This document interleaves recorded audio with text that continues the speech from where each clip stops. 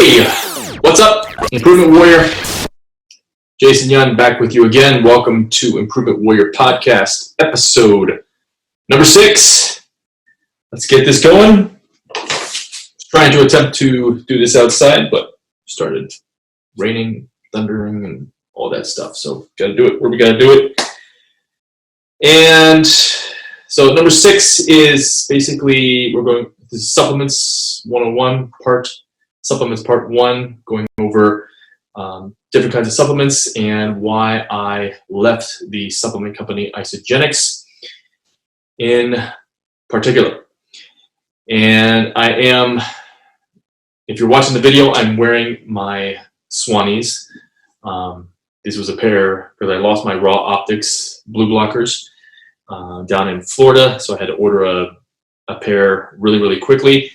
And Swannies, they only block up to 500 nanometers because I did, when I started recording this, I had my new Midwestern light therapy blue blockers on, which are really dark, and now these are the ones that I actually wear more often than the Raw Optics, going into different stores and grocery stores and shopping, because it just seems like they work, or they're blocking so much more. But Raw Optics and Midwestern both say they block up to 550 nanometers of light, which includes blue and green spectrums, but Swannies only goes up to 500. But I could not read my podcast notes because it is pretty dark, since it is still raining and thundering outside. So check out Midwestern Light Therapy. Let them know I sent you. There's no discount, but Midwestern is about 1/5 the cost of Raw Optics. So if you're looking to get started with blue blockers, that's a great place to start. I'll put the links in the show notes as well. But again, this is basically Supplements 101. This is the first episode going over supplements, and this will be the first nutritional podcast I've done, just strictly dealing with that. But what I've been working on lately, it's July. It is, as we're recording this, it's July 8th. So Sylvester Stallone's birthday was July 6th. He turned 75. I set a new record for treat day calories. I had 12,106 calories on that day. So it was a fun day. I watched, I always make my wife watch a new slime movie that she has not seen. And it was one that I actually hadn't seen since it came out in the theaters in 1992. It was Stop or My Mom Will Shoot.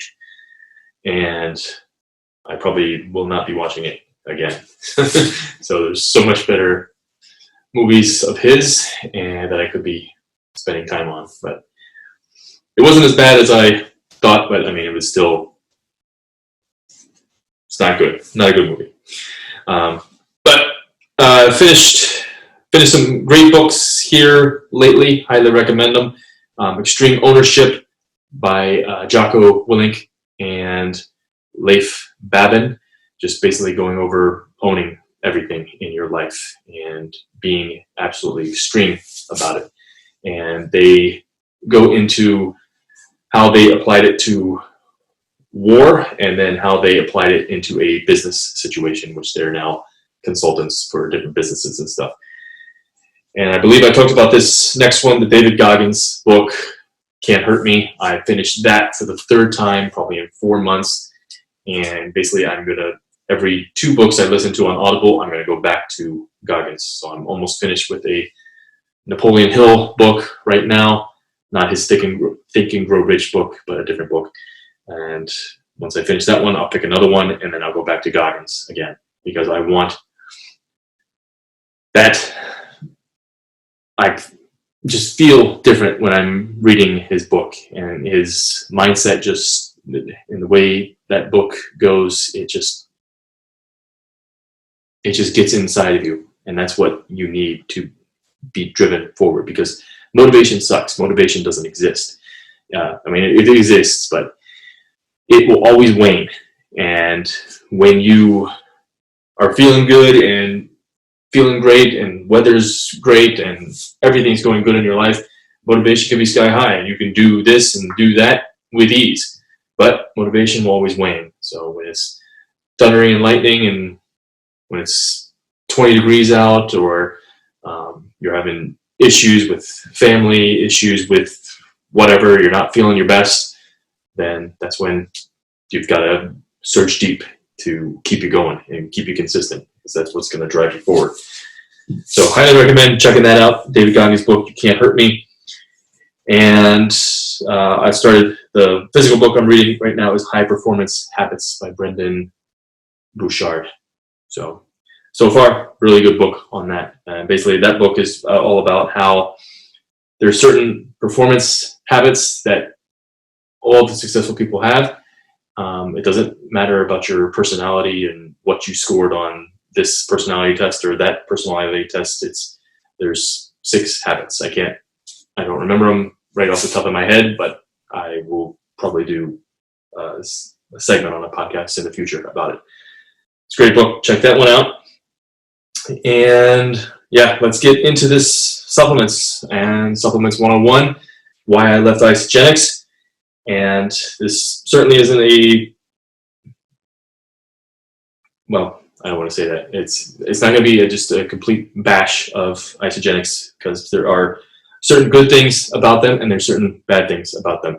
And that's going to be the case with any supplement company, because supplement companies, obviously, they're in business to make money and make a profit.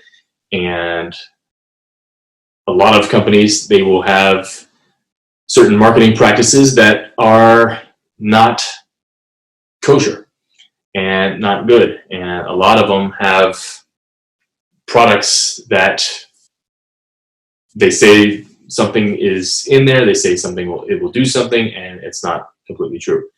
Isagenix is more, it's quality ingredients and stuff like that, but there's some things that I don't like, and I need to get that off my chest, and that was why I left them.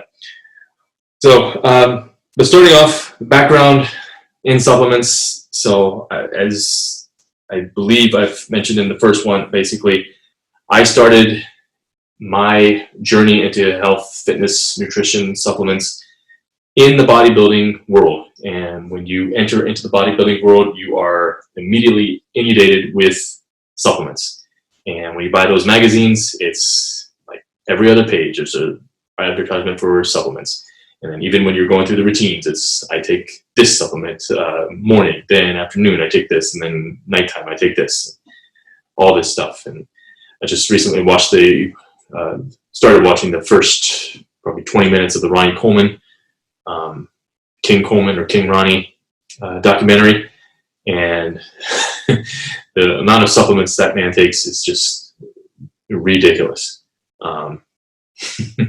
It's like 20 or 30 twice a day. 20 or 30 different supplements in the morning, 20 or 30 different supplements in later at night. Just completely ridiculous. But I started lifting weights in 1990. So it was after watching Rocky V in 1990. It was December 1990, and that's when I started. I went back, watched all the other Rockies, and Rocky IV is still my favorite. The director's cut is coming out 11/11/21, so I will be checking that out. It's going to the movie theaters, so still my favorite movie to this day. Still the greatest training montage ever in any movie.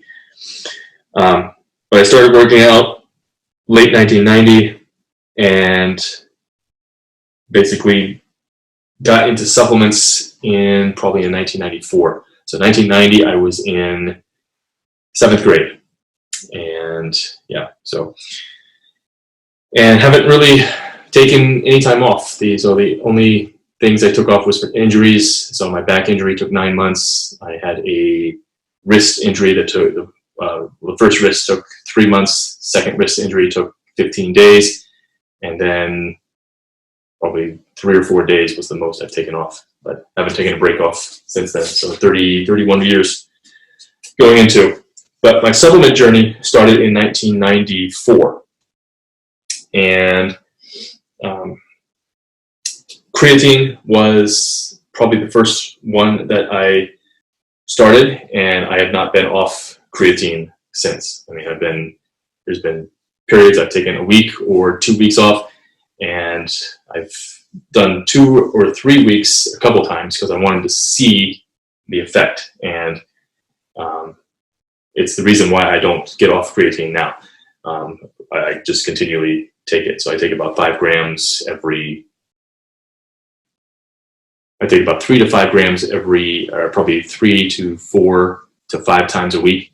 I don't recommend the loading that they say on it, because that's just going to be water weight and it's not needed. So I just completely stay on it.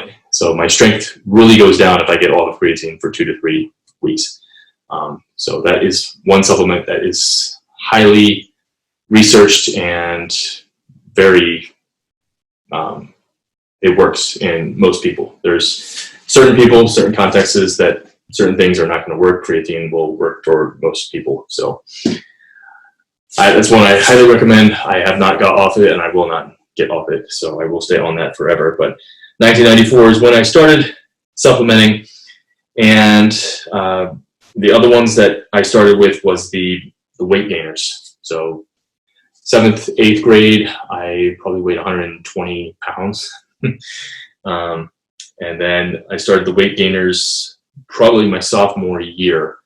It was the heavyweight weight gainer 900. I remember taking GNCs, chocolate, and it's basically that weight gainer is just complete crap. So it's just basically all sugar, and then there's some protein in it. Just basically getting calories in, and then you're trying to go from there and increase your weight. So I know my sophomore to junior year, I went from 147 to 163 pounds using that kind of stuff. But not too impressive of a weight gain. That came later, which I'll get into. Protein bars was one of the main things I used as well. Can't really give you brands and stuff because it was constantly changing. I know there was a strawberry one that was pretty much my main go-to. I used glutamine, which is an amino acid, and branched chain amino acids. Those were basically the first things that I started with. Creatine, heavy weight gainers, protein bars, fat burners was also one. So I did use the hydroxycut and the Zenadrin. I remember exactly how I felt. So when I took Zenadrin or the hydroxycut on a leg day and I was doing squats, it felt like my heart was going to bust out of my chest. So I don't know what was, it was probably a combination of the ephedra and the caffeine, which I believe ephedra is now banned. And that's one thing with supplements, is that they are not, I believe all of them are not FDA approved. So it's basically, it's the supplement maker can do and say whatever they want, as far as I know. But yeah, so those were what I started with. And yeah, so it's always a learning process, and I would never go back to taking the heavyweight gainer or anything, because you can gain weight, you can lose weight with just natural food. So it's very simple. You just got to adjust your lifestyle, adjust your calorie intake, and adjust your sun exposure and all that stuff, and your light exposure, blue light exposure. But my journey with Isagenix started in 2013. And before that, I was doing the paleo diet. I believe I started 2011. It might have been 2010. So I would have to go back and see my Amazon orders. So whenever I ordered the Paleo Diet by Rob Wolf, which at the time was a life-changing book. Now, looking back, I realized it was, there's a lot of half-truths in there, as Dr. Cruz calls them. But half-truth is always a full lie, eventually, because your body will fall apart. And so before the paleo diet, I was obviously practicing the bodybuilding diet, which is just a variation of the standard American diet. So it's high carb, low cholesterol, low fat, and high protein. So, and yeah, at my biggest, during my bodybuilding years, I never competed or did anything like that. I was 234 pounds was the biggest that I ever got to. My average weight was probably 220, 222. And body fat, if you asked me back there, I probably would have said 15%, but it was probably more like 20 to 25%. I was, depressed, pre-diabetic, and it wasn't good. Leptin resistant, insulin resistant, all that stuff. It took, to maintain 220 pounds, it took between 5,500 to 6,500 calories just to maintain that. And I was eating between 350 to 450 grams of protein a day, and per week I was eating 144 egg whites, lots of tuna, and just anything that was high protein, low fat, or high carb, low fat.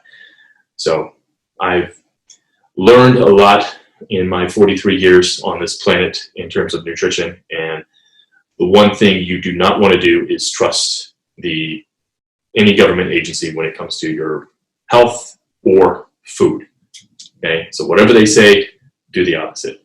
So they're still recommending the bullshit 10%, eat 10% or less of your calories from saturated fat. Saturated fat is what your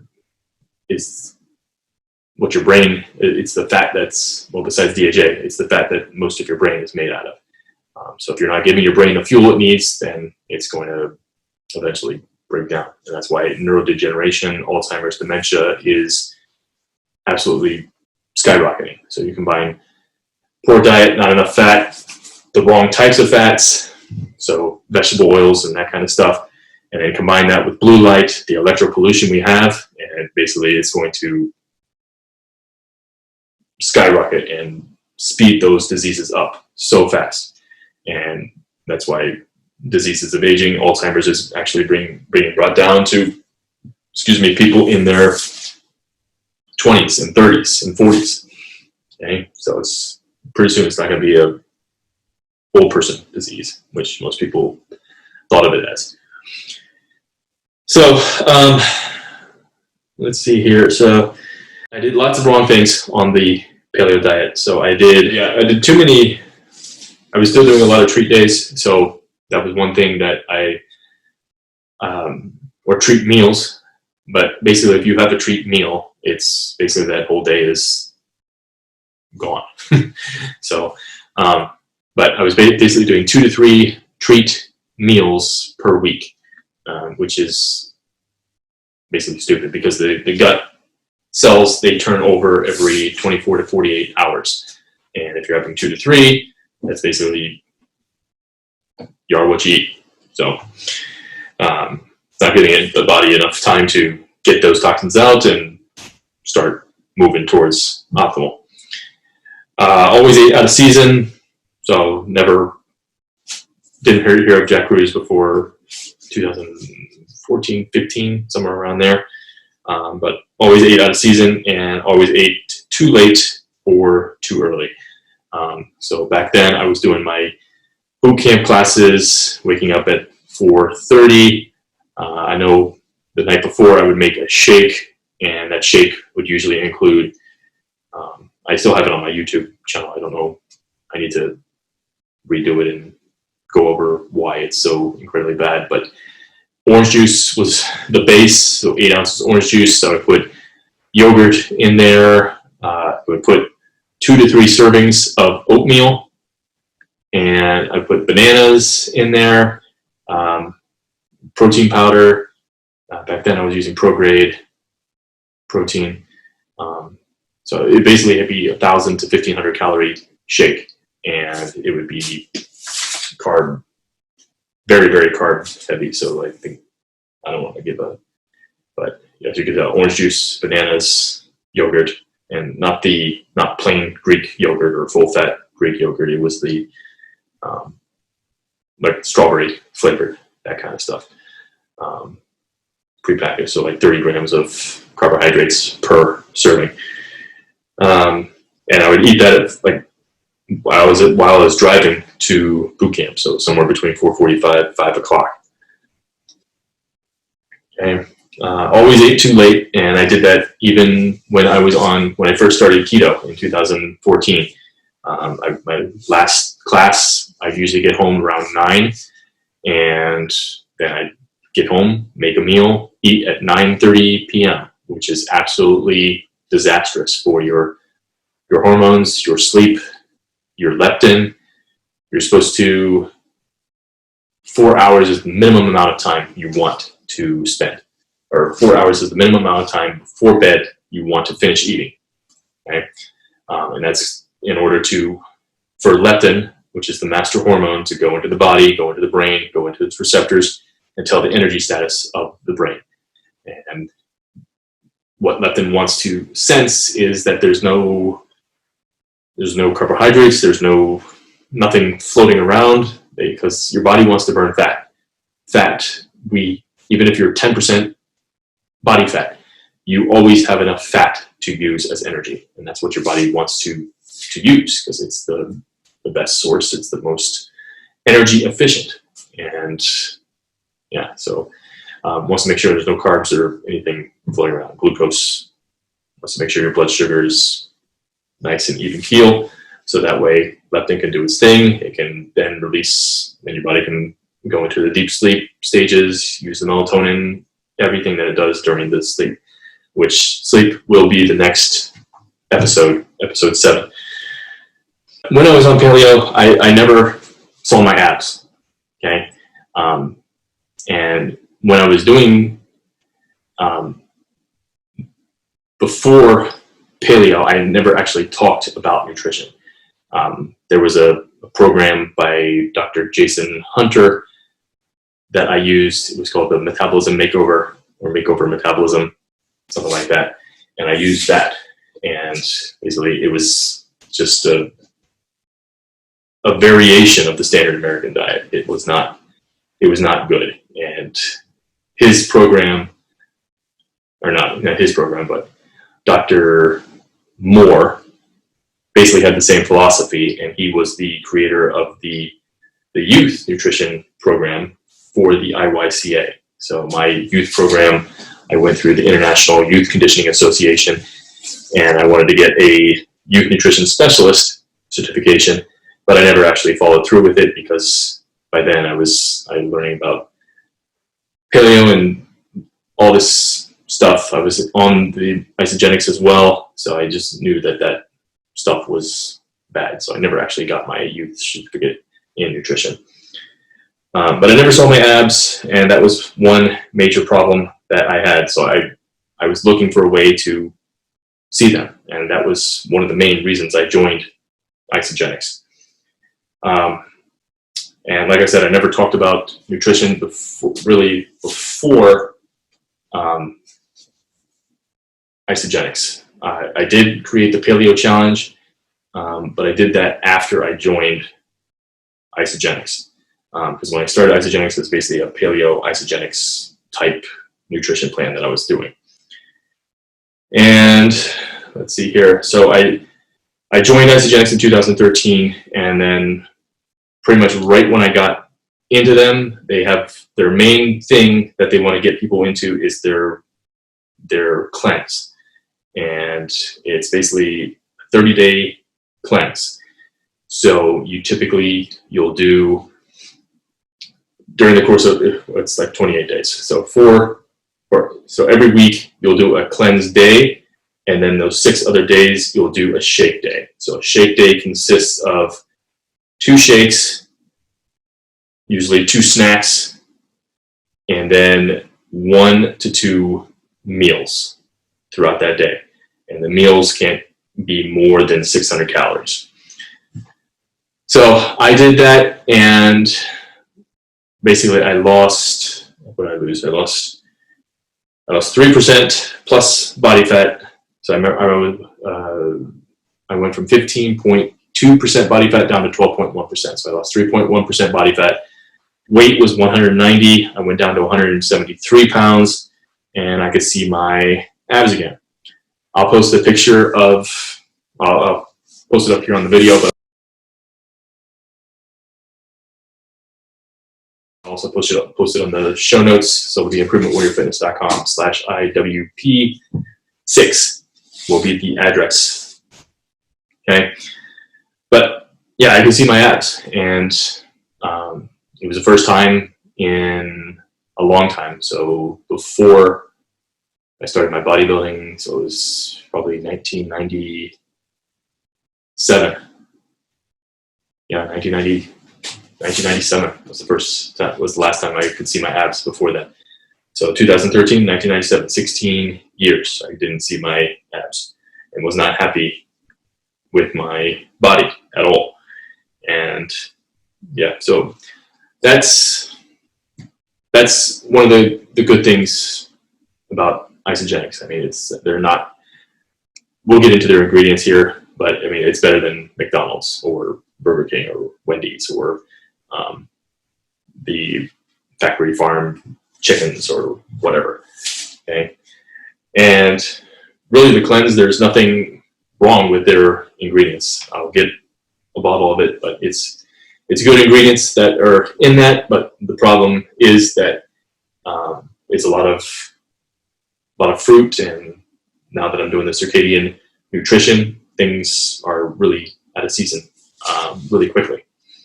We'll get into that here in a little bit, but a little bit about Isagenix is they are a network marketing company, and a lot of people have a negative connotation about network marketing. I never had that, and when I did get into it, I believed in network marketing even more because it's a very viable business model. And when you find the right product, the right company, then I mean the sky's the limit. And Isagenix's compensation plan is like second to none. It's one of the best because there's no limit on what you can make in the company. So network marketing, if you don't know, basically they cut out the middleman, and that's why they can keep their prices so low, and they just basically pay people that share the stuff. So their big thing is they call it basically sharing. So if you see a good movie, you'll tell people about it. You go to a good restaurant, you'll tell people about it. You get results on Isagenix, you'll tell people about it. Okay, so there's a lot of companies are in the supplement industry are network marketing companies. So I don't have a problem with it. I will have a problem with it if it's bad. If there's bad ingredients or something like that, because I mean it's super easy to take out a bad ingredient, and that's one things that I am and was super pissed about when I found out that it's a bad ingredient. Because when I first started in 2013, I didn't know it was a bad ingredient. Their main product is a shake. Okay, so this is the shake here. This is the Isagenix shake. This is chocolate mint. This is the one we typically went with most of the time. This is the one my daughter loved, but then she eventually stopped drinking shakes completely. I don't know. But they've got other flavors. They got chocolate, vanilla, strawberry, birthday cake. They had seasonal flavors that would come out every once in a while, pumpkin spice, and all this stuff. Okay, the shakes are delicious. Okay, but they do have a lot of sugar in it. So why am I opening this? So you get 14 servings out of this can, and the serving size is 2 scoops. You get 240 calories. Out of those scoops, 6 grams of fat, 2 saturated, 24 grams of carbohydrates, 8 fiber. So it's got 16 net carbs. So that's 4 teaspoons of sugar. So remember, any food that has carbohydrates, if it has, for every 4 grams of carbohydrates, that's equal to 1 teaspoon of sugar. Okay, so 4 4 grams carbohydrates, 1 teaspoon of sugar. So if it has 40 grams of carbohydrates, that means it has 10 teaspoons of sugar, which I think is like, I think that's like a Coca-Cola, 40 grams or 44 grams of carbohydrates. Okay, and 24 grams of protein. Okay, now for the ingredients. So the ingredients, you've got the exclusive myo-isolene complex, which is a whey protein concentrate undenatured, milk protein concentrate undenatured, low heat, non-fat, dry milk. Then you have digestion-resistant maltodextrin, which is a form of sugar. Then you have sunflower oil powder as the third ingredient. We'll talk about that here in a little bit. Fructose. So fructose, remember, it's a natural occurring substance you get it from fruit and all that. It's not high fructose corn syrup, which is something that you do want to avoid all the time. You got cocoa powder, cellulose, xanthan gum, chia seed powder, tapioca, maltodextrin, which is another word for sugar, medium chain triglyceride, oil powder, ionic alfalfa, stem and leaf extract, magnesium oxide, which is the worst magnesium. So magnesium oxide is basically, if you're constipated, take magnesium oxide. But otherwise, it's not the type of magnesium that you want to take on a regular basis. So we'll go over that in a little bit. Tricalcium phosphate, potassium citrate, natural flavors. Now the thing with that, natural flavors, is that this is where a company can really put whatever they want in there. As long as it is on the FDA GRAS, G-R-A-S list, that stands for generally regarded as safe. So GRAS, generally regarded as safe. I know Isagenix did a podcast on their natural flavors because you could put a lot of stuff in there, and that's why probably they don't put it on here. But Isagenix used more natural flavors, but you can put some really bad shit in that. So just be aware of that with other companies and stuff.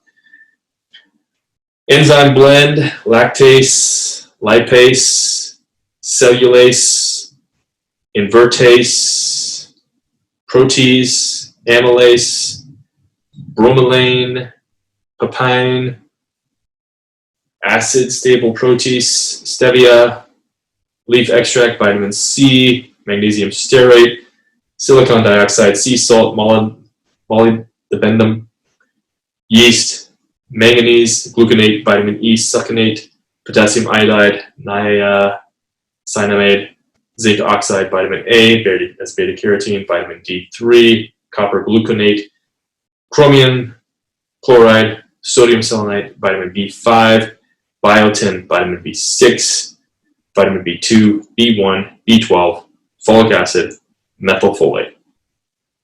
Okay, so those are all the ingredients in the isolene shake. Now let's go back to the one that I really have a problem with, and that is sunflower oil powder. Again, like I said, in 2013, I did not know that was a bad ingredient. Sunflower oil is one of the toxic seed oils. So toxic seed oils, you've got canola, you've got soybean oil, you've got corn, you've got safflower, and you got sunflower. Remember, vegetable oils are the absolute worst thing you can consume. Absolute worst. Worse than sugar, worse than wheat, worse than gluten. They are the absolute worst, okay? Because they will eventually permeate your cell membranes if you're consuming them on a regular basis, okay? And they will basically become your cells. And so you are what you eat. So if you eat shit consistently, you will become shit. It is that simple, okay? So it's very, very simple to take that out and switch it. I thought I saw olive oil powder, and this might be an old one, but maybe it's because I know on their flyer it has olive oil. Let me pull this up here real quick. It's very simple to just switch that out with olive oil or coconut oil or just something that is not toxic. I know on their flyer, which I cannot find on my computer, that they had olive oil powder and sunflower oil powder, and their little caption next to it was healthy fats or something to that thing, and that just pissed me off because I know they know what they're putting in their products because that is their thing that they try to emphasize is that they put healthy ingredients in their products, or they put the best. They source the best and then they put the best in. Okay, but obviously, supplement companies lie, and they lie for a reason. They want you to consume their product, and that's one of the things that is the big problem with Isagenix is they want you to consume their products.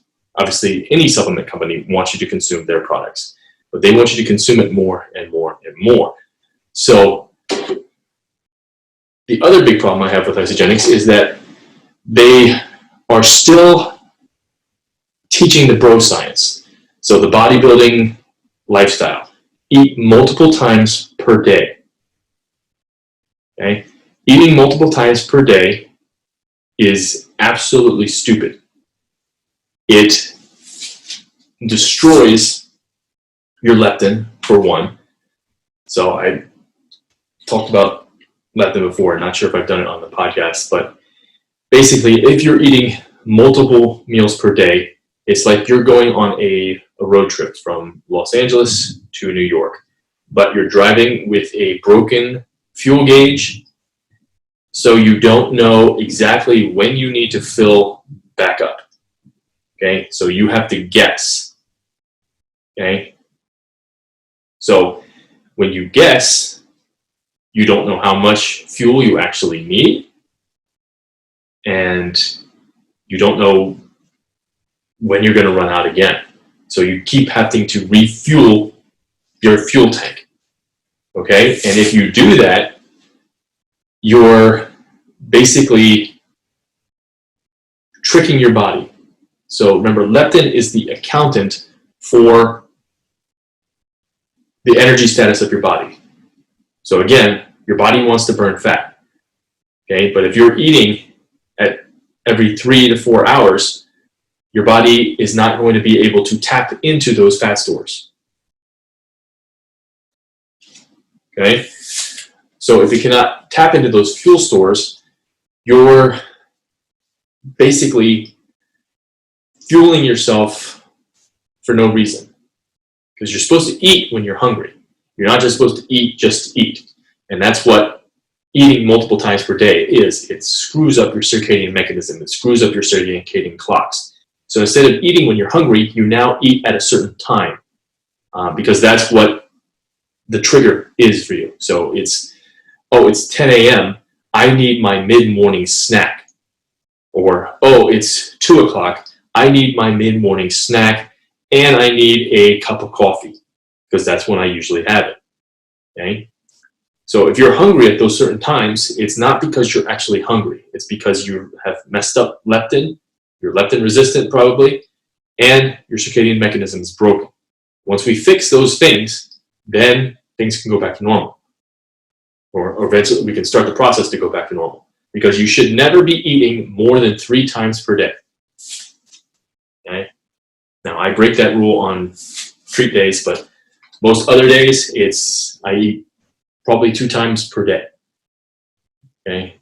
So today we have swimming, and so I don't make dinner. So I finished all my food by 11:45.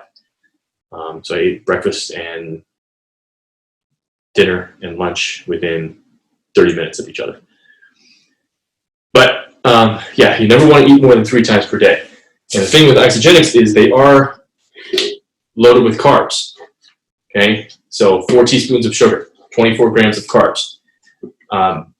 When I did switch to or find Dr. Jack Kruse again in 2018, I basically had to stop eating Isagenix from October through April, okay, because it's not in season. Nothing grows. Okay, remember, eat as seasonally as possible and as locally as possible. And during the winter, nothing grows, so you're supposed to eat protein and fat. And I do eat mushrooms. So mushrooms is the one thing that can grow year-round, pretty much anywhere in the world, including the Arctic. And everybody should be eating mushrooms because the benefit is just too great not to. And I eat onions and seaweed and the occasional avocado in the winter. But that's it. Everything else is just protein, meat, fish, seafood, and fat. Good fats. Usually I don't eat too much coconut oil because it's a tropical fruit, tropical fat. Usually it's butter, it's ghee. I will have the occasional olive oil. Sometimes I will break the rules just a little bit, but usually in the winter it's butter, ghee, bacon fat, or animal fat, whatever animal we're cooking. 34-day light challenge. Your light environment is more important than the food you eat and the exercise you do. The world needs more light gurus and less food ones. This path requires that you suspend the belief that to get healthy, all you have to do is change your diet and start exercising. This is a half-truth that is missing the other half. The other half is the reason why we are in the middle of multiple disease epidemics. The 34-day light challenge is not a nutrition or exercise challenge. This challenge will teach you all you need to know about the health habits in regards to light, natural, and artificial that will put you on your path to optimal. Mitochondria is our powerhouse of the cell, and if it goes bad, then it doesn't matter what you do in terms of nutrition, exercise, supplements, drugs, doctor visits, yada yada yada. Until you fix the mitochondria, your health will suffer. Think of it as an engine of your car. Do you get more scared when the service engine light comes on or the low fuel light comes on? You probably have seen the low fuel light many times before. Maybe you are one who actually ran out of gas. But when that engine light comes on, it's a big, uh-oh, what's wrong and how much is this going to cost me? When your engine breaks, the fuel you put in makes no difference at all. The 34-day light challenge is going to help you fix your engine. Register today at improvementwarriorfitness.com/light-challenge. They want you to consume those products. So usually they have the isolene bars as well, which also has which is even worse. And the thing is that I think I was so enamored with Isagenix in getting started, and they're the ones who basically let me or helped me find my abs for the first time in 16 years. Okay, but the thing is, it wasn't them necessarily, because it was basically just calorie restriction dieting, which I could do with real food. I just didn't. I was doing things wrong on paleo, overeating, because I always thought that I needed more food, more protein, more calories in order to keep my size up, because that was one of the big things that I always wanted to be big and stay big and all that stuff, because I always wore, when I was doing my bodybuilding years, it was 2X, 3X shirts. nothing was tight on me. Nowadays, everything is tight on me. This shirt is a medium. Yo. So it's my Sly Stallone. SlyStalloneShop.com. Check it out. Use code SLY for 10% off. All right. So the Isagenix bars had even worse ingredients in them as well. They still had the sunflower oil, and I'm actually on Isagenix's page here. I can look them up real easy here. All right. And they even came out with another type of shake as I was starting to question whether I should be there. It's called the Whole Blend Isagenix. They have a bar and a shake. So let's go into the bar and get the ingredients on these. So we're in the Chocolate Peanut Crunch as their bar. The Chocolate Peanut Crunch is a protein blend, which is whey protein isolate, calcium caseinate, whey protein crisps, whey protein concentrate, rice flour. Okay, so rice flour. Then you got cane sugar, chocolate coating, which is sugar, cocoa butter, chocolate liquor, whole milk powder, soy lecithin, natural flavor. Then you got maltitol, which is a sugar alcohol. Then you have peanut butter, which it's not saying it's a natural peanut butter, so I'm assuming it's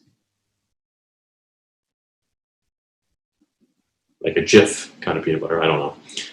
Glycerin. Then you got peanut flour. Then you got the sunflower oil and natural flavors. One of the bars I know had carrageenan in it, which is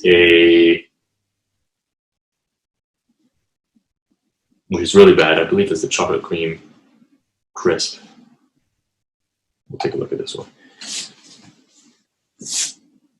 So this one's got all the same stuff. Chocolate liquor, soda, maltitol. This one's got ground almonds, non-fat, dry milk. So it wasn't that one. But I know one of them had carrageenan, which is a known carcinogen. On Sly's birthday, the treat day, I took my son for his first ice cream to Johnson's Ice Cream, which is a local family-owned ice cream shop, and looked at the ingredients, and there was carrageenan in it. I mean, ice cream is one of the easiest things to make. There is no reason to add carrageenan into it. So always check the ingredients. I know so there's a cream that I use now that I didn't used to use, and that's Horizon. And the Food Babe, if you're not familiar with her, she basically goes and finds different companies and attacks them for their ingredients and why they're putting this ingredient into that ingredient, or this ingredient into that food and all that stuff. And she really does a great job. She's the reason she pointed out to me that Kraft macaroni and cheese has like so many less ingredients in the UK than it does here in the US. And a lot of companies will do that because if you look at Mary Kay, their ingredients overseas, Europe doesn't allow a lot of the shit that we allow to be put into makeup products. So ladies, be especially careful with that, with makeup and stuff like that. Okay, and try and find one that does not block UV because a lot of them do, and a lot of them are toxic to different things, hormones, other things, and it's really bad. It's one of the reasons why women go through early menopause. Okay, because you're putting all this stuff on your body that doesn't need to be on your body. And of course, never wear sunscreen.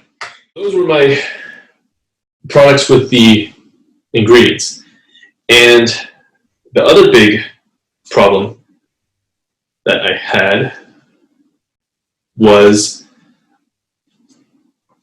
probably early, so I stopped using Isagenix probably mid-2020. So probably around June, it's probably been a year now, so probably July or August of 2020. It's July 2021 now. And one of the big problems I really had was I posted, so I'm a member of the Isagenix business group and a member of the Isagenix IsaBody challenge group. So the IsaBody challenge is their 16-week transformation challenge. And basically, I did, I think, 11 of them. And it's 16 weeks. You order a certain amount of products during those 16 weeks. They give you a $200 coupon for whatever. So it's basically free stuff. And yeah, I did 11 of those, or 11 or 12 of those.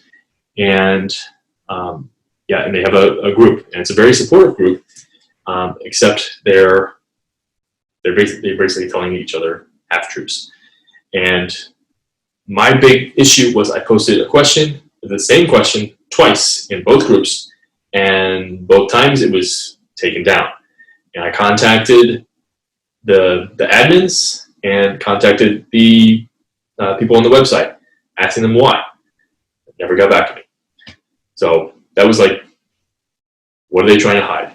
So the question I asked was, do you know how much deuterium is in certain products? And then I listed the products that I was most concerned with. So the isolene shakes, isolene bars, Ionic Supreme, the cleanse. So basically the ones that I use the most. Okay. Deuterium, if you're not familiar with deuterium, is heavy. It's basically heavy water, heavy hydrogen. Okay. So it's basically, Dr. Cruz talks about deuterium and how it's when we're young and we're developing. So the first 25 years, deuterium is important. But after that, it's not so important, and it's actually very detrimental. You could take a look at any cancer case, and deuterium fractionation inside the cells will be higher, a lot higher in cancer patients than normal people. And it's one of the protocols that Dr. Cruz has for certain conditions, drinking deuterium depleted water, so DDP. But if you're drinking natural spring water, then your water is going to be naturally deuterium depleted. Certain areas have more deuterium than others. So I know Australia is very, very high in deuterium. And I believe it's because there's a donut hole in their ozone layer above them. But yeah, so all I wanted to know was how much deuterium is in the products. And how we naturally deplete deuterium is through cold exposure and sunlight exposure.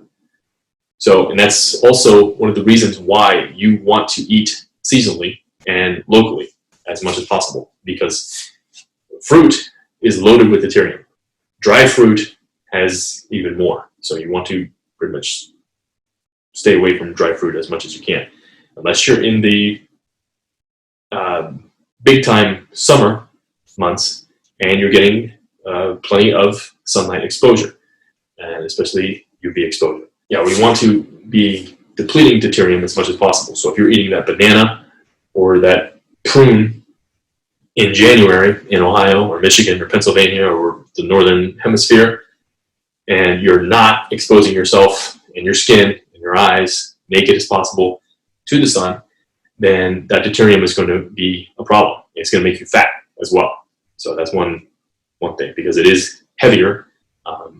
It's going to make you heavier. So there's more protons in it than regular water. And remember, health and wellness is basically your ratio of electrons to protons. And if the protons get too much, you're going to start gaining weight, you're going to start losing energy, and you're going to start getting certain diseases, which we don't want. So asking that question and it getting taken down, that was like, what's going on? What's going on? And it was shortly after that I found out about the sunflower oils, because you hear the word sunflower, you think it's good. I mean, raw sunflower seeds are good, but it's when you take things down, you process them, turn them into oils, that's when things can be really problematic. When I got into Isagenix, my hope was to make it one of my top business income producers, which it did not. It was basically a side hustle, and yeah, I mean, I would enroll people here and there and make a few extra bucks on the side. So it was basically, my products were basically free for 7 years, because basically it was getting paid by people using the products and stuff, which is what they want. It's like you share, they share. But yeah, so like I said, I have no problem with network marketing, and once you find a good company, then go with it. I've been talking to some network marketers I have a real problem with. So if they're just strictly sales, and they're not going to be a real person with you. So I'm talking to somebody about a redox supplement. So if you follow me on social media, you probably see me talking about redox potential and all that stuff. So redox potential inside the cell, one of the most important things for health. Okay, but we've been going back and forth for, I think, 5 or 6 messages. All I'm asking is, what is the fucking ingredients?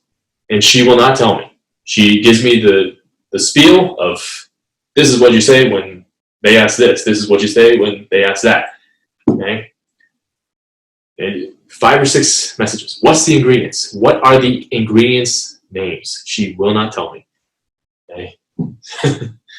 So I'm going to be a real dick to anybody who comes up to me with supplements from now on. Because basically, later in the podcast, I'll go over all the supplements that I've gotten off of, because I've gotten off of pretty much everything, except obviously creatine and a couple others. Okay, but my belief in the product in 2013 was a 10, because it got me to see my abs for the first time in 16 years. But it wasn't really a product. It was basically calorie restriction, and yeah. So, but I could have done that with keto, which I did find following year. So I started the ketogenic diet on July 6th, Sly's birthday, 2014. That was actually my daughter's actual due date.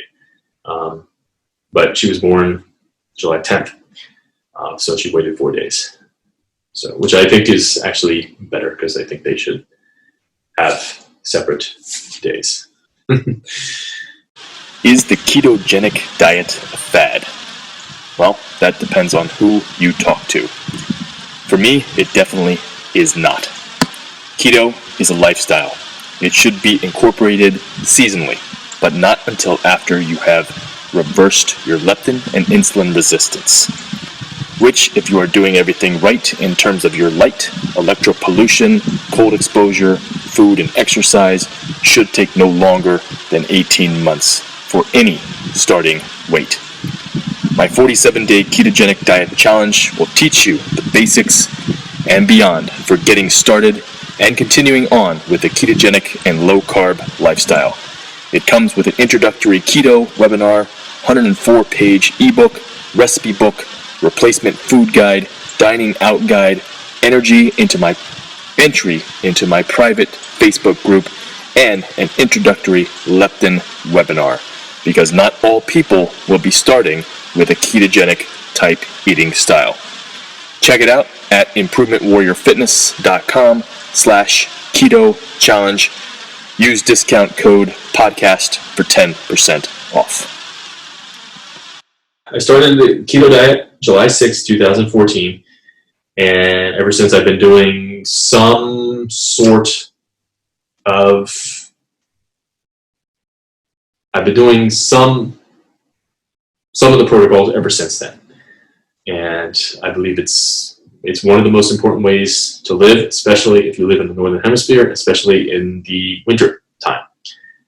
Everybody should be doing it. And if you are overweight or you're leptin resistant, then everybody who is in that state should be as ketogenic as possible, because remember, you can't look at food as energy, because food is not energy. You need to start looking at food as electrons and protons. And when somebody is fat, overweight, somebody's leptin resistant, it means they're losing electrons. And you can say that about any disease.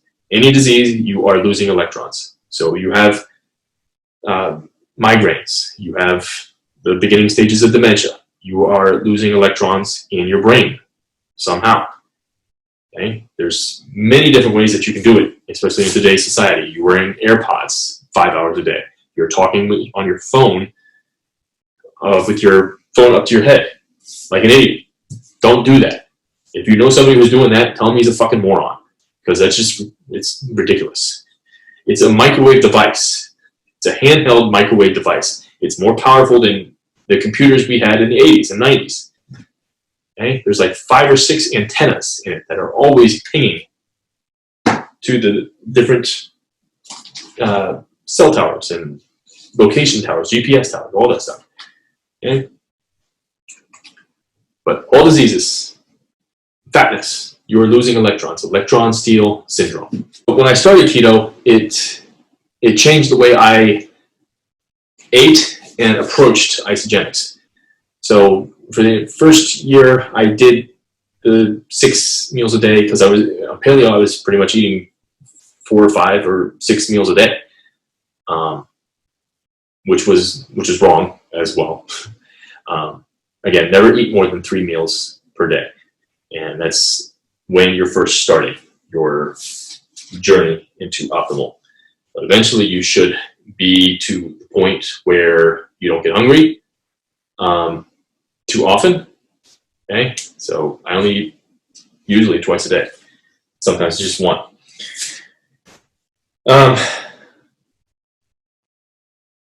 Okay, so the problem with Isagenix, high sugar. Okay, keto can't have sugar. All right, but obviously Isagenix wants you to eat the sugar, so you every 2 to 3, 4 hours you're going to get hungry, and you're going to continue to eat their products because their products taste good because there's lots of sugar, and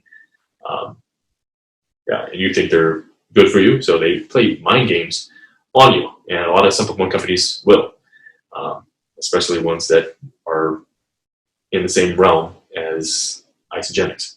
So multiple meals per day, focus on weight loss, not focused on health. Okay, so they have got basically 4 categories: weight loss, sports performance, healthy aging, and energy. Okay.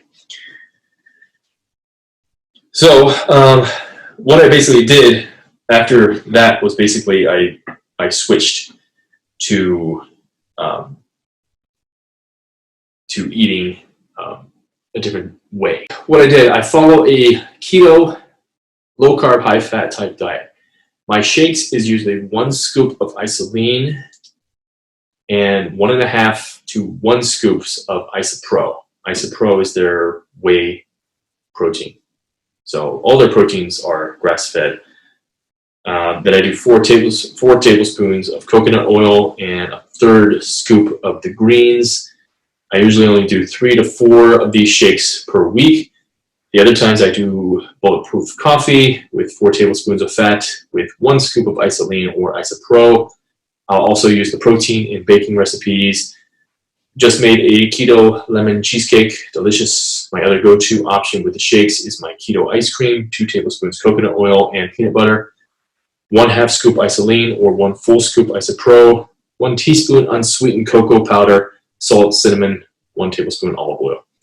My net carbs is usually around 30 to 50 per day. I do a cleanse day every 3 to 5 weeks, but do it more keto style now. So I added fat into it. I created the 47-day keto challenge. We're currently working on a book, blah, blah, blah, blah, blah, blah, blah, blah. Okay. So basically that was what I did. So I lowered the content of what I was consuming on isolene when I started keto, and I started implementing that into how I was eating. And because they don't want you just eating 3 times per day and eating 2 meals per day or 3 meals per day. They want you to consume the shakes because that's how they make their money, recurring orders, and all that stuff. Okay.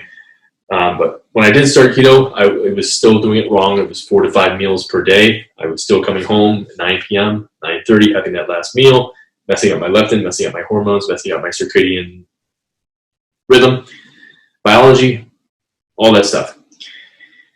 In 2016, I started the fasting, intermittent fasting. That's when I found that. And that's what I highly recommend it. But if you are just starting, the intermittent fast should be nothing more than dinner to breakfast for you. Because if you're leptin resistant, the thing that you want to do is you want to see the light. That's what's going to help reset leptin, because leptin is driven by the light, which pretty much all of our hormones is driven by light. And yeah, that's when I started the 3 meals or less per day. And then obviously 2 years later, found out or got reintroduced to Dr. Jack Kruse. So I originally found him in, I think, in 2014 or 15. I read his book, The Epi-Paleo Solution. I'll put the link in the show notes. Highly recommend that book. But basically that book is all about reintroducing electrons back into your body. Okay? He doesn't say that in the book, but that's basically what it is. So it's a diet to get the most electrons out of your food into your body. Because in order to get to optimal, you need electrons. Okay? And you need to collect them, you need to assimilate them, and you need to use them properly. Okay? But most people's environment, they're losing electrons. So I'm actually losing electrons because I lost my my grounding bracelet. So I'm not grounded inside here, but I ordered a new one. And I actually ordered a sock, a grounding or a electron collecting sock. So it's a metallic sock. And basically I got a grounding rod, so I'm going to stick it into the rod and move the, it's got a gator clip with I think a copper wire, and you just clip the gator clip to the top of the sock, and basically you're grounded all night long. So I can't wait it's supposed to get here tomorrow. So I'll give you feedback on that. So hopefully I'll be able to do a couple nights, and then I'll do the sleep podcast. I recorded that. See how it goes. Okay. But yeah, in 2014, 2015, I read Jack's book, started doing some of the protocols in there, but it was just, I was not ready for his information. And that's what happens with a lot of people. Some people are just not ready for the message. Okay. As a fitness professional and nutritional guru, supplement guru, I wasn't ready for his message of no supplements. And I tried the cold. Wasn't ready for that because my mitochondria at that time sucked. And yeah, so people aren't willing to, if they're not willing to do, then you're just wasting your time. It's just like talking to a brick wall. Nobody's going to change. And that's what's going on right now in the world with COVID. Shit. Gotta edit that out.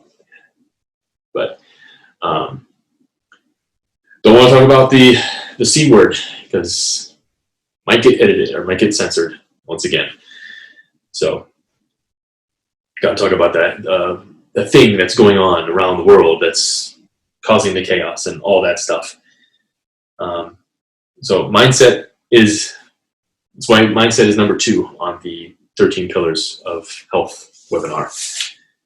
I'll put the link in that as well, because if somebody's not willing to change their mindset, which I wasn't back then, my dopamine was low as well, which was probably another reason why I was not willing to take him in. But yeah, so it's when you're ready, that's when you change. When you're ready, that's when you change. Okay. But then 2018, I was reintroduced to him. I read the book, Non-Tinfoil Guide to EMF by Nick Pinnell. Okay? And then I saw he did a video interviewing Jack, and that interview just it blew my mind. And ever since then, I've been one of Dr. Cruz's biggest proponents. I call him the real life Yoda.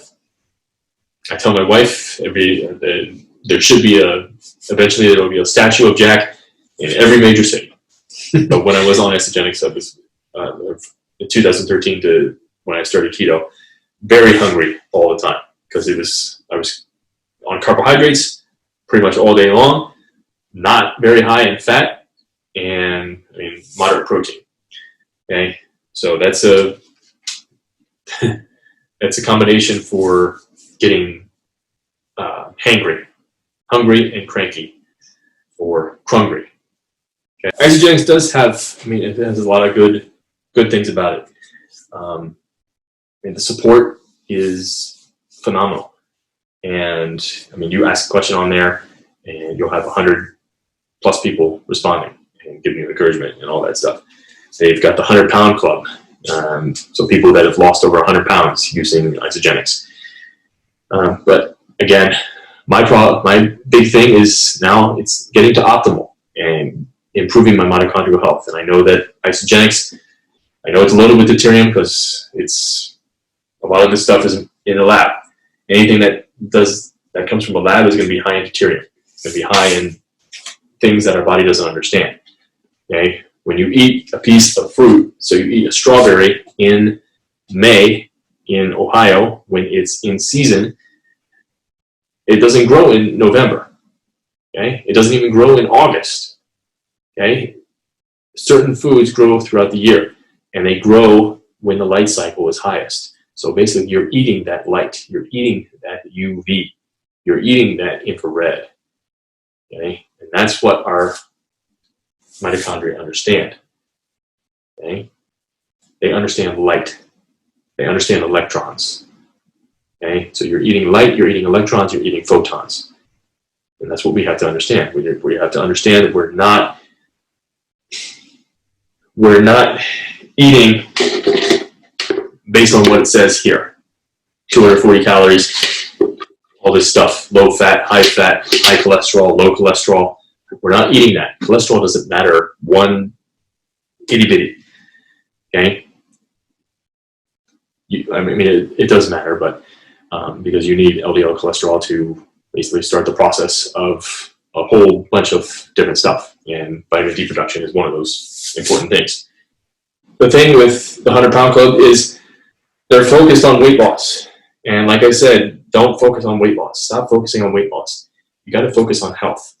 Because those people that have lost those 100 pounds, they're going to be suffering 10, 20, 30 years down the road. Now, obviously, losing that weight is helpful. Because if you're 100 pounds overweight, you're in big trouble. You need to get that weight off. Okay? But unfortunately, they've been indoctrinated into a weight loss mentality. Okay? So they burn through their stem cells. So when they need those stem cells later in life, they're not going to have them. And they're going to turn into cancer cells. So they're going to turn into something. They're going to turn into organ failure. Okay? Which we can't have. All right? 1 in 3, probably less than 1 in 3 people will get diagnosed with cancer in their lifetime. That's unacceptable. And it's going to go up. Okay? It's not going to go down because the electro pollution that's coming from all around, it's causing more and more problems. Okay? So we have to be smart about a lot of things. We have to be smart about our environment. All right? But when you are indoctrinated with a certain mindset around food, around health, it's hard to change. Like I said, I wasn't ready for Dr. Cruz's message. Okay? But I got tired of being tired. All right? I always say, I would have told people my health was a 10 back in 2014, 15, 16, 17 on most days. Now looking back, I know it was a 6 or 7, somewhere in between there. Nowadays, I will never tell somebody my health is a 10 because I don't know what a 10 feels like. I want to continue climbing and trying to get better and better and better, but I don't know where it is. We'll see. You focus on the the weight loss, the hormones are going to be out of whack. Leptin especially is going to be out of whack. And your sleep, that's the ultimate test. How are you sleeping? Do you wake up and not need coffee? Do you not need an E-shot, which is their healthy version of the 5-hour energy drink, which is actually one of the products I still drink. So it's actually a good one. Okay. So no caffeine. Okay. Do you need caffeine through the day? And if you are drinking coffee, I highly recommend switching back and forth between caffeinated and non-caffeinated coffee. Coming up to the end of this podcast, so we got a big long section of going over Dr. Cruz's thing. I got Dr. Cruz's section here, but other supplements on Isagenix and beyond that I was taking and have been taking. I was on the Cleanse for Life. Actually, let me get the Cleanse for Life. Here we go. Cleanse for Life. This is one of the products that is still good. But Dr. Cruz says redox before detox. So I don't know what I was doing to my body because my redox potential probably sucked when I started Isagenix. But there you go. It's basically it's a proprietary blend. You get 16 servings, 20 calories per, 5 carbs, 4 sugar. Proprietary blend, 1,000 milligrams, ionic alfalfa, leaf extract, aloe vera, inner leaf gel powder, bilberry fruit extract, blueberry fruit extract, ashwagandha, root extract, raspberry juice extract, palo de arco, inner bark extract, burdock root extract, fennel seed extract, rhodiola root extract, yellow dock root extract. So I'm not even going to try that word. Something licorice root extract, suma root extract, eleuthero root extract, peppermint leaf extract, turmeric root extract, choline, bitartrate, inositol, betaine, HCl, L-methionine, fructose, natural flavors, potassium citrate, purple carrot extract, citric acid, lime juice powder. Okay. So, and this is my last Cleanse for Life, so I'll finish this up probably by August. I was taking that. I was taking Ionix Supreme, which is like their B vitamin energy boost. That was one I took. Again, it has anything that had carbs in it. I was taking it pretty much the last 2018 to 2020. I was taking it probably April or May to October, and then I was stopping it completely.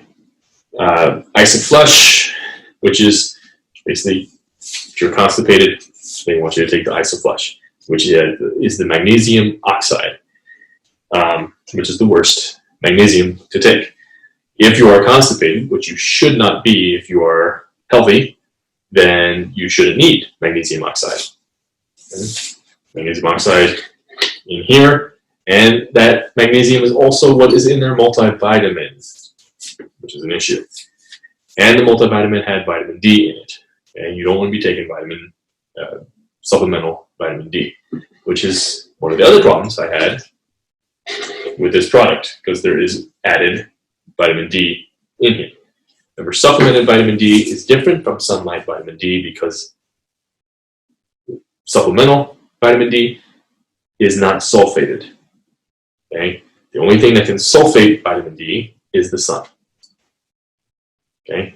But then there's a step. There's steps before vitamin D is made, cholesterol and all that stuff. So check out episode 4, which I'll hook up in the thing, which goes over how vitamin D is made.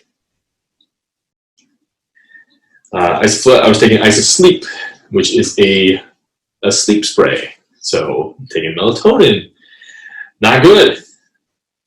So never take a melatonin supplement because if your body makes it, you're not designed to take it. So melatonin is made, is not made. Well, AM sun helps create tryptophan, which tryptophan goes on to create serotonin. Serotonin goes on to create melatonin. But all that happens with being in the sunlight. So taking a melatonin and an exogenous melatonin supplement is going to hurt your ability to produce the natural kind. And the natural kind is the kind that works the best. And you may get a benefit or two for a certain amount of time, but eventually your body's going to adapt to that, and it needs that natural sunlight. Okay, I was taking product B, which is now Isagenix. So that is their telomere support thing. So all these products I've gotten off of, except I still have cleanse. I'll finish that off and be done with it. Natural accelerator. So telomeres is basically the shorter they get, the more you age, basically. And natural accelerator, which is kind of like their fat burner. It's a caffeine-free fat burner. I was taking that. I was taking their multivitamin. I got off that. Fish oil. That was one of the first ones I got off of. And vitamin D. I was taking their vitamin D, and then also taking I was taking Thorne Research's vitamin K and D liquid. So Isagenix is a pill form, and Thorne's is a liquid form. So I haven't done vitamin D since probably early 2019. So, and I will never take another vitamin D supplement. Because remember, if your body makes it, it's not designed to take it. And so go watch episode 4, and you will learn why you should never take a vitamin D supplement. Other things I was taking: Amped Nitro, Amped Power. So these were their pre-workouts. Power was the caffeine-free one. Nitro was the non-caffeine one. Made a video about this, going over it. But basically, if you need to be stimulated in order to work out, then that's an issue. That's an indication your sleep sucks. Okay? You should be ready to go now. Ready to go here. Okay? Maybe all that needs is just a mental change. So put on your favorite song. Put on Rocky, Rambo, something that inspires you. Okay? Something that's going to get you ready for that workout. Amp Knox, which was their amp line is basically the performance to athlete side of their company, but Amp Knox was their nitric oxide supplement. Nitric oxide, where do you make nitric oxide? UVA light. Get outside. AM, early AM. Don't miss that sunrise though. So I was taking the pain cream. Pain cream is their pain cream is the best pain cream I have ever used. So it works magically, and it smells good. It's got peppermint essential oils in it and whatnot. So I haven't had to use it in a while. Knock on wood, but it's good. So if I run out and need it, I will go back to them and order it. But their pain cream is awesome. Their greens, I was taking that. So it's like basically a green powder. So you're getting like 20 to 30 vegetables in one scoop. It's not needed. It's not needed. Why is it not needed? Because we don't need vegetables all year long. They also have fruits. We don't need fruits all year long. It was probably loaded with deuterium.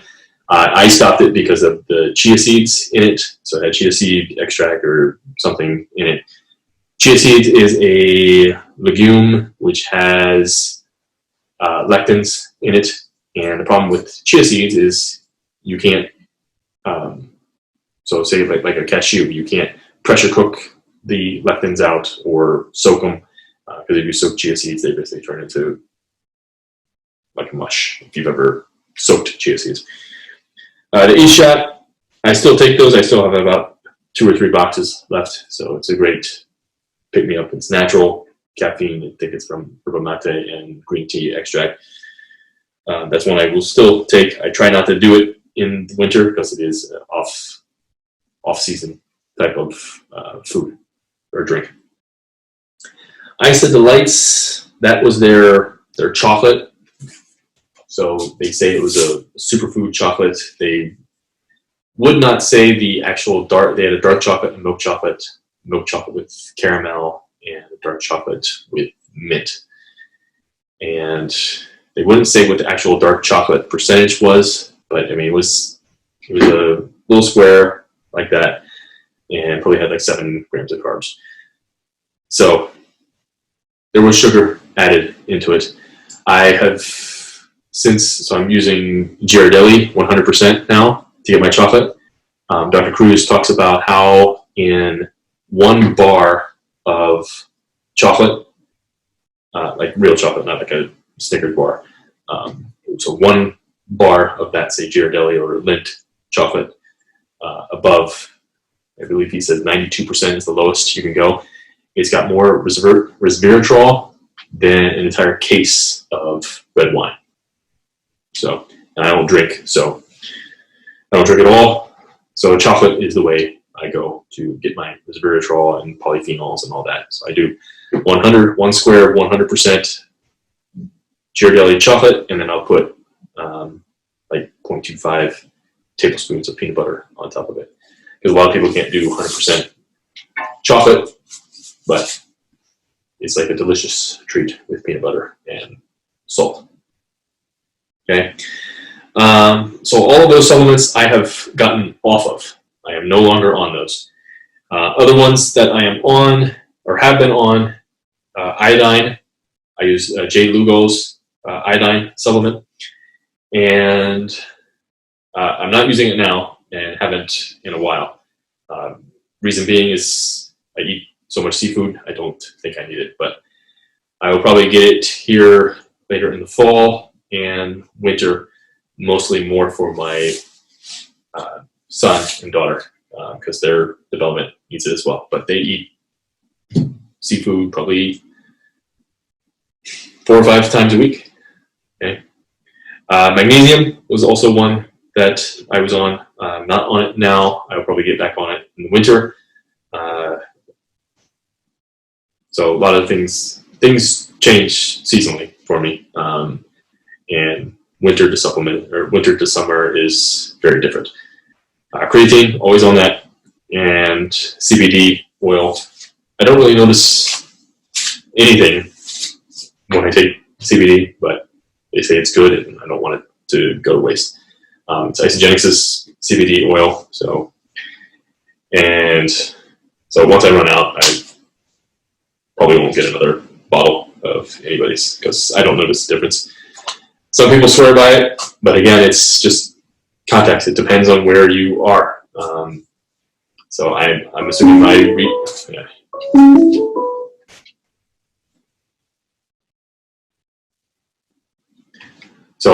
my redox potential is higher than most people's now.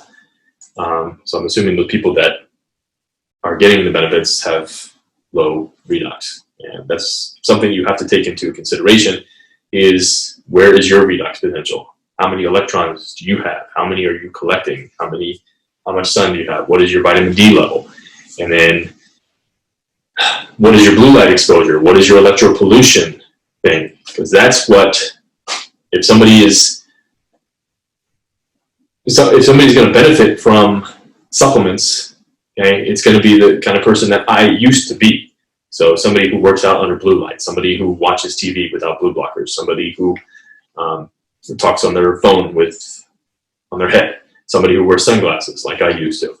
Okay, somebody that is just basically a modern human who eventually will suffer from a modern day disease later in life.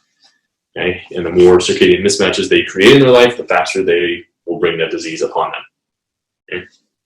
I'm going to skip the meme of the week for me because Jack's thing it's pretty long here, but it's very interesting. So I wanted it find something about supplements, but he went. It was about supplements, but he took it a whole different direction. And basically, it was, if you are going to be a modern human and do all that stuff, then supplements will give you a boost here and there. But eventually, it's going to wear off. Okay, so this wasn't a blog post or a webinar or a Q&A or anything. This was on his forum. I'll post a link in the show notes. But his forum is a wealth of information.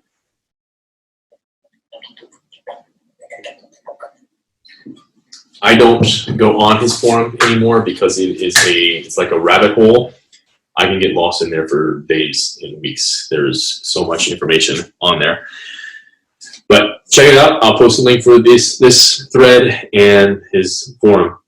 Okay, but he says here, SNPs, SNPs, which SNPs are single nucleotide polymorphisms, are a type of polymorphism involving variation of a single base pair. Basically, it's the most common type of genetic variation among people. Okay. So SNPs alter the light frequency that can be trapped by the cell. The cell is a playground for photons. The SNPs are usually ways that the maternal haplotype is optimized to the new environment as the mother is in her pregnancy stage and during pregnancy. There is serious selection ongoing in the maternal germline, as Dr. Wallace points out in this video. Okay, and I'll post this video. So he says he's posted this video 1,000 times. So Dr. Doug Wallace is the leading researcher on mitochondrial health. Now, how do we trap light? Our tissues do. Collagen, water, and proteins. Proteins with aromatic amino acids are really optical tweezers for light. The first picture shows you how skin color and haplotype are linked to solar light. The second pic shows you how the light is captured. In proteins with aromatic rings, they capture the UV light 250 to 300 nanometers. Unfortunately, the pictures didn't come through. This post was from 2017. The picture shows you how the two key neurotransmitters are made in the eye, dopamine and melatonin. Dopamine forms the perfect eye shape to work with visible light, and melatonin is what regenerates all the photoreceptors except Mueller cells in the anterior visual semiconductive pathway. The next stop is the SCN, the suprachiasmatic nucleus, in that pathway. This pathway is controlled by melanopsin and melatonin specifically. Blue light destroys circadian biology and controls. This is what causes leptin resistance. Why? Leptin is the target protein in the hypothalamus of the central retinal pathway, and it is what controls all the other hormones in the pituitary. What does the target human look like? Okay. Note all the hexagonal photon traps. That is how the light is conserved and is used to phonetically signal all the things in the hypothalamus. If leptin does not get into the hypothalamus at night between 12 and 2 a.m., leptin resistance is the result. Your hormone panels, melatonin, and vitamin D3 are all destroyed. Remember, you want to have 4 hours before bedtime for your last food. And you don't want to eat you want to eat when it's light out. You don't want to eat after dark. Otherwise, you'll destroy your leptin and hormone panel. What do SNPs affect? They affect dopamine, melatonin, and vitamin D3 production as cofactors. This is how light sculpts the molecules to get the proper optical lattice in the retina from light programming of mom's retina and skin to sculpt the germline in her that eventually becomes you. Okay? So if your mom lived a shit life, you will basically be born shitty and with a high haplotype or high heteroplasmy rate. Everything is a light story. How does leptin tie to this hormone story? Leptin melanocortican pathway is the answer in the eye, as I laid out again 5 years ago in CT4 and CT6. So that's cold thermogenesis 4 and cold thermogenesis 6. I will link those up as well, because those are one of his, or two of his bigger and more important blogs. Here is why LDL rises as vitamin D3 cannot be made due to a LACL of UVB light. It is also why the pregnenolone-Steele syndrome exists. Why? LDL cholesterol needs T3, which comes from the anterior pituitary, which is absent in the leptin-resistant state, and vitamin A, broken cycle in the eye from blue light, equals pregnenolone. Okay, so I'll post the meme that I created for that one, but it's pretty important. So LDL needs T3 and vitamin A, and basically those go on to create every other hormone in your body. This is the base chemical for the rest of the steroid hormones. Okay. Why is LDL always high in modern humans? They are all blue light toxic, and they do not get enough sunlight with UV and IR light to make these conversions. Now, look at the connection loops in the brain. You'll notice something very interesting. The pineal loop goes into the cervical cord, where the supracervical ganglion is. This monitors the RBC's mass and the amount of light held in porphyrins and in the blood plasma. This is what activates the balance of the ANS arms, the parasympathetic versus the sympathetic nervous system. The outflows of both systems are vagus nerve versus the PVN, the paraventricular nucleus, in the brainstem by the hypothalamus. The input to the system is dominated by the central retinal pathways over the skin, gut, and lungs. The eye is the fastest way to change the tone in the system. Okay? That is why sunglasses, eyeglasses, and contacts are very bad. What are the consequences of the above picture? Here you go. The key to the coupled feedback loop that is controlled by the SCN, suprachiasmatic nucleus, which is the master circadian oscillator. Implication for a shit haplotype or bad SNPs: add light back to the blood to affect the slide below. Unfortunately, none of these pictures showed up. Where do all modern diseases come from based upon this story? In today's light, the same as yesterday's. Is sunlight the same as man's light? Nope. The key to the puzzle right here. Melatonin controls the regeneration of all photoreceptors. Think melanopsin. Melanopsin is our blue light receptor. Blue light chronically destroys melanopsin. And this lowers melatonin and ruins sleep eventually. It causes cognitive haze, low dopamine, and it ruins the way the brain works. AD, PD, so Alzheimer's disease. PD is Michael J. Fox disease, Parkinson's disease, and many others, as heteroplasmy rates increase. The RPE is where the melatonin is made. The RPE is loaded with melanin that absorbs what best? UV light. What in the retina absorbs red light best? Cytochrome 4 of every mitochondria. RBCs in the retinal vessels and blood plasma made 93% from water, the perfect red light chromophore. When you subtract UV and IR light, you get leptin resistance fast. And you get modern mitochondrial disease because melatonin levels crash. This is the hormone that controls your percent heteroplasmy in every mitochondria in your cells all over your body. 100 trillion mitochondria are controlled in this way using light.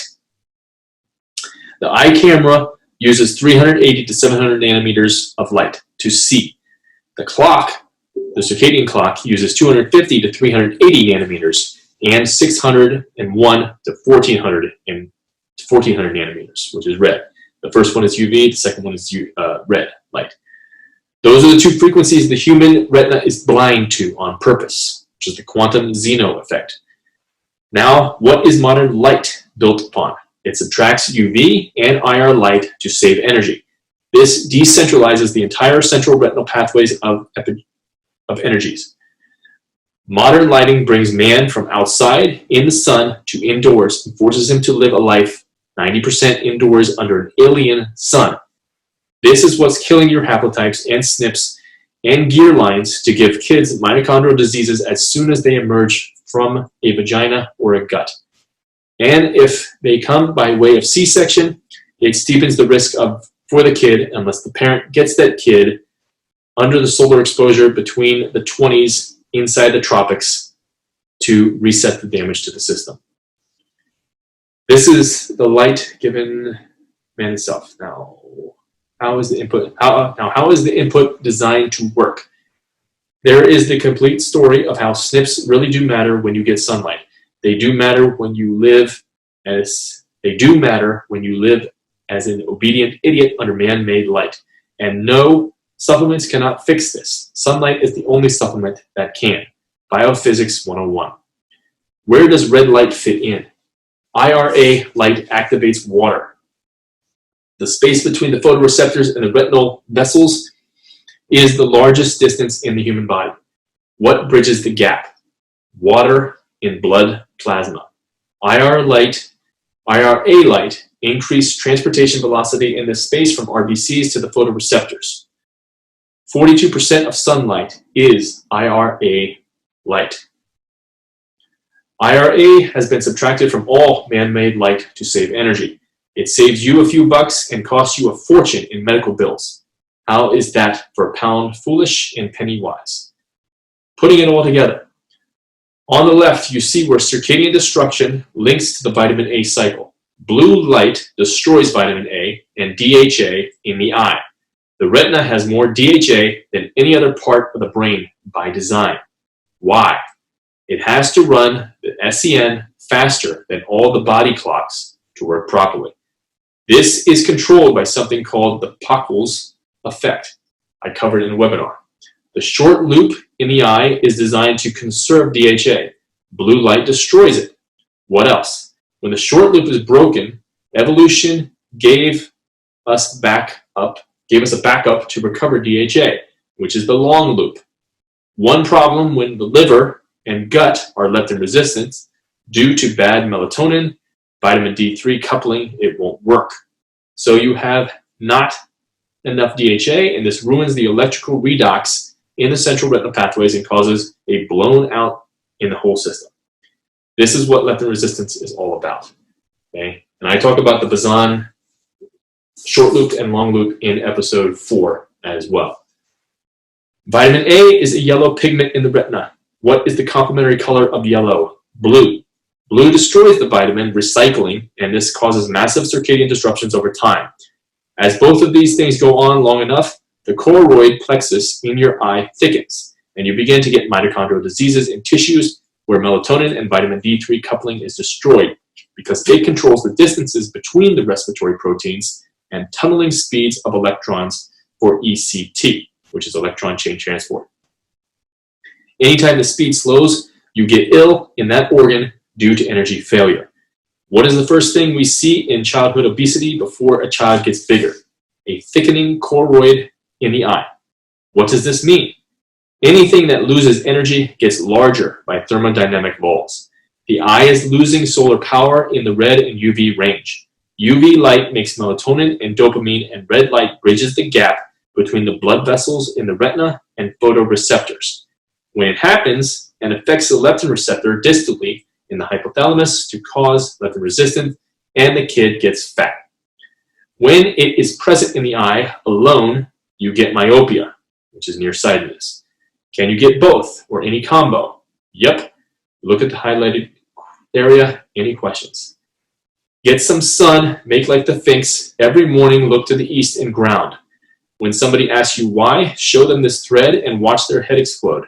The quilt has a lot of amazing links to light, water, magnetism. And your job is to connect those dots and build a fire around your life. So we are clear. When you add in red, UVA, UVB in a solar day, the key to understanding obesity is that the COX cytochrome is inhibited by nitric oxide. This means electron transport from food electrons is slowed, but ATP is still being made by the 42% of IRA in the sun. This is how your connection with the sun makes you thin.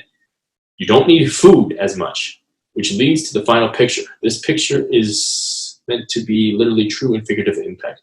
It is the key to understanding mitochondria. Unfortunately, that picture didn't show up.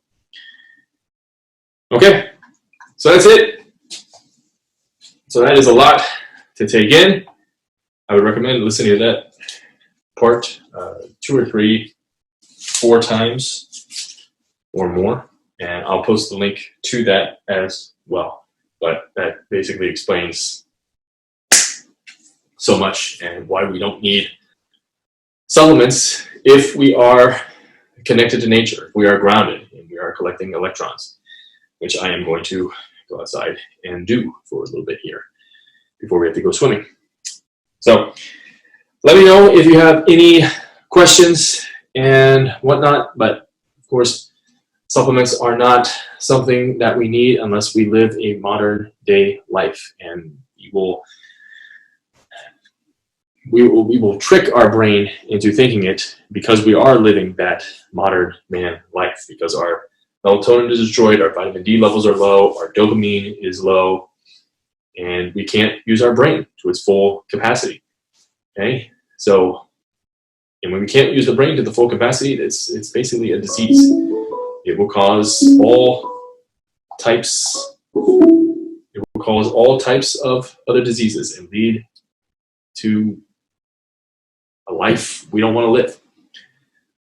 So that's it. Thank you very much for listening to the Improvement Warrior podcast. This is episode number 6 in the books. I'll talk to you later. I'll see you on episode 7. Till then, have a... We are always looking for ratings for the podcast. It helps my podcast be found by others looking to improve their life and health, as well as it helps us get ranked higher. So please help us out so that I may continue bringing this life-changing podcast to you and others around the world. Just go to the leave a review section of your favorite podcast listening app and let us know what you think. 5 stars is preferred, but please be honest. Thank you in advance. If you would like to support this podcast and my other content creation ventures, please visit me on Patreon to become a patron of the Improvement Warrior podcast. The podcast may be free for you, but it definitely is not free for me. So even if it is just a $1 pledge, a $3, or $50, I would greatly appreciate it. Plus, my patrons are going to have say in upcoming episodes, upcoming topics, first dibs on future Q&A podcasts, what future guests to have on, as well as some other Patreon-only type stuff. Just search on Patreon for Improvement Warrior. It will also be listed in the show notes, and you can become a donor to the show, or you can check out the other services that I have there on as well. Thank you in advance.